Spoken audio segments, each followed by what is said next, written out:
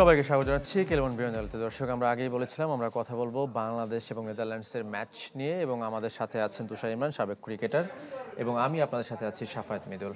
এবং যেই সংখ্যাটার কথা বলছিলাম যে দাপুটে জয় আশা ও শঙ্কা, সেই বিষয়ে আমরা আলোচনা করবো। এবং এই আলোচনায় আপনারা যুক্ত হতে পারেন স্ক্রিনে দেখা নম্বরে, আপনাদের মতামত বা প্রশ্ন থাকলে আমার সাথে শেয়ার করতে পারেন। তুষার ইমরান, যেমনটা আমরা আসলে আজকের যে বিষয়টা সেট করেছি যে জয়ের আশা এবং শঙ্কা দুটোই কি আসলে আছে কিনা? না, অবভিয়াসলি আমরা তো প্রত্যাশাই ছিল আমাদের যে আমরা ভালো কিছু করেই ম্যাচটা জিতবো।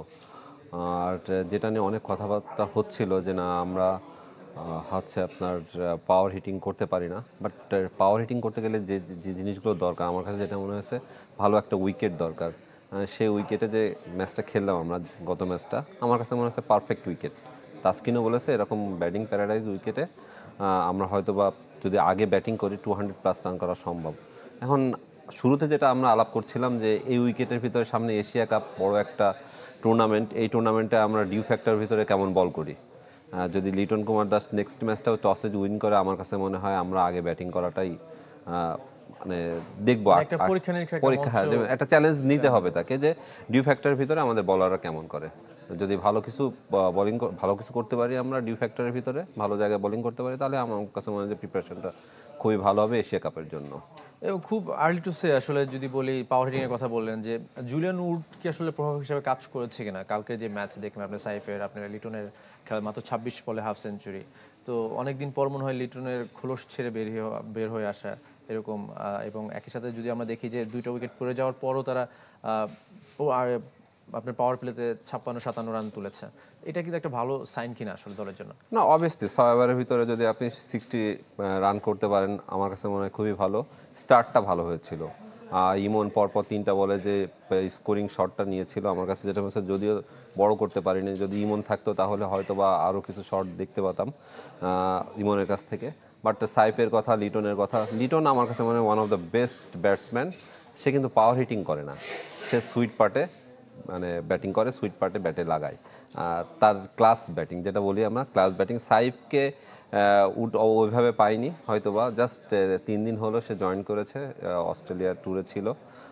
But Saif good collection. আমার কাছে যেটা মনে হয়েছে সিলেকশন প্যানেলে যারা আছে তারা একটা ভালো একটা চয়েস করেছে।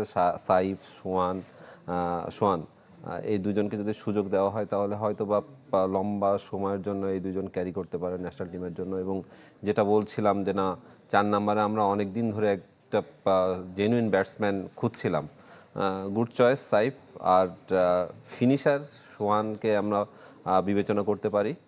ডিপেন্ড করে এখন কোথায় সোয়ানকে সুযোগ করে দিবে।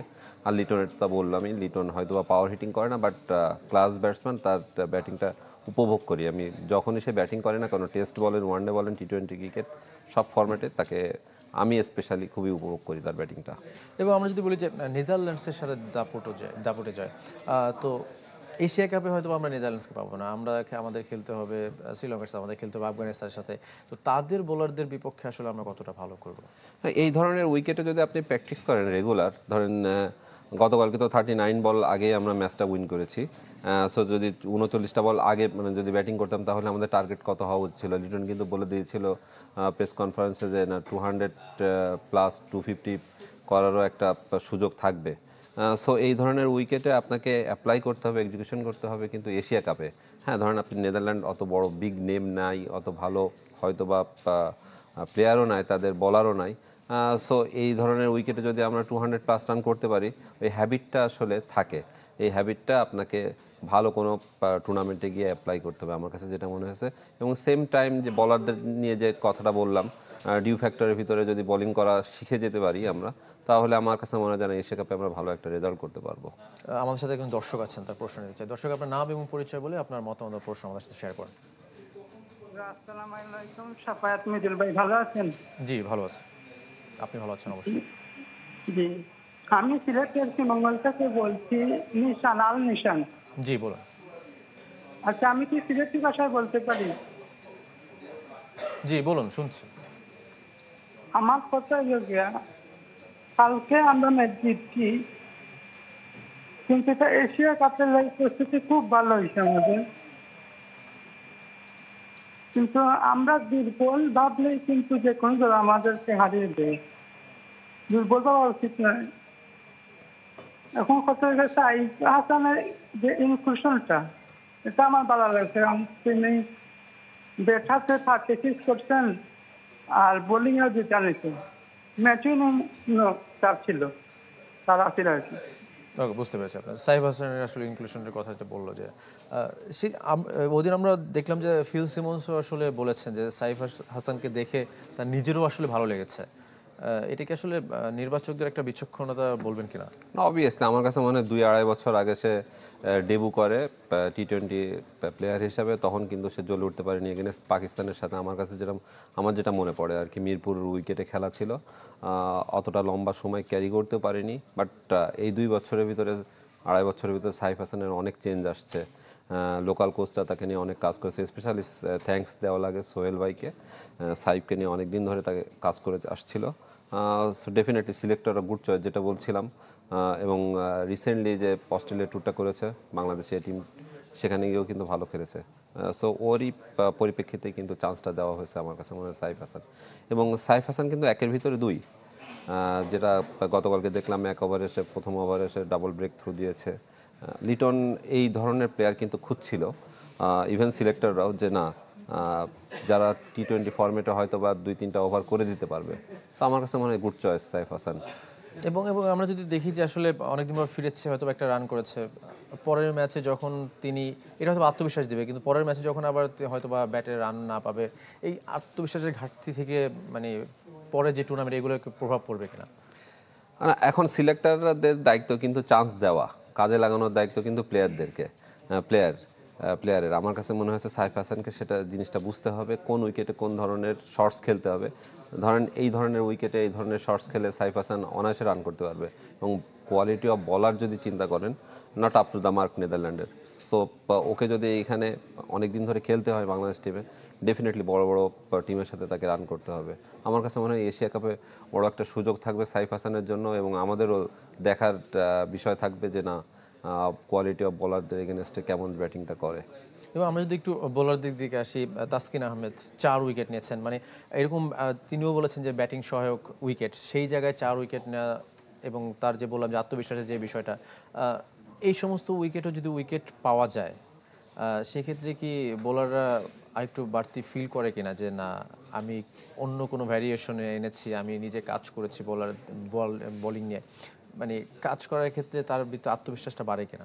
অবভিয়াসলি এই ধরনের উইকেটে আপনি বলাররা কোথায় বোলিং করতেছে ভেরি ইম্পর্টেন্ট। আমার কাছে যেটা মনে হয়েছে শরীফুল, শেখ মাহাদি, এরা অনেক দিন ধরে খেলছে, এবং মানে এরা কিন্তু অনেক দিন ধরে ব্রেক থ্রু দিয়ে আসছিল। আমার কাছে মনে হচ্ছে শরীফুল স্পেশালি নতুন প্রথম ওভারটা যখন করতে আসে, তখন কিন্তু যে কোনো টিমের প্লেয়ারদেরকে সে মানে বিপদে ফেলে, আউট করতে বাধ্য করে। বাট গতকালকে উইকেট লেস ছিল, শেখ মাহাদি উইকেট লেস ছিল। আমার কাছে যেটা মনে হয়েছে যে তাসকিন এই উইকেটে ভেরি ফাস্ট বল উপরে বোলিং করেছিল, এবং এই উইকেটে ব্যাটসম্যান রিড করেছে যে কে কোথায় স্ট্রং। শরীফুল একটু ব্যাকফুটে বোলিং করেছিল, পরপর 3টা 4 খেয়েছিল। বাট তাসকিন সেটা কিন্তু মাঠের ভিতরে খুব ভালোভাবেই নিয়েছে যে না, এখানে হয়তো বা পিছনে বল করলে আরামে 4 মারতে পারবে। সেই ক্ষেত্রে তাসকিনকে দেখলাম যে একটু উপরে বোলিং করেছে, এই জন্য সাকসেসটা একটু বেশি হয়েছে তাসকিনের ক্ষেত্রে। এই ক্ষেত্রে কি শনটেটকে একটু হলো মানে কি বলে, এটা ক্রেডিট দেওয়া যায় কিনা আসলে? না, অবভিয়াসলি আপনার কোন প্লেয়ারদের এগেনস্টে কীভাবে বোলিং করছে, শনটেট বোলিং কোচ, ফিল্ডিং কোচ, সব দিক দিয়ে যদি বিবেচনা করেন, তো আমার কাছে মনে হয়েছে খুবই ভালো পারফরমেন্স করেছে। আপনি যদি এখন ফিটনেসের কথা চিন্তা করেন, গতকালকে জাকির আলী যে ক্যাচটা নিয়েছে, আমার কাছে মনে হচ্ছে অসাধারণ ক্যাচ।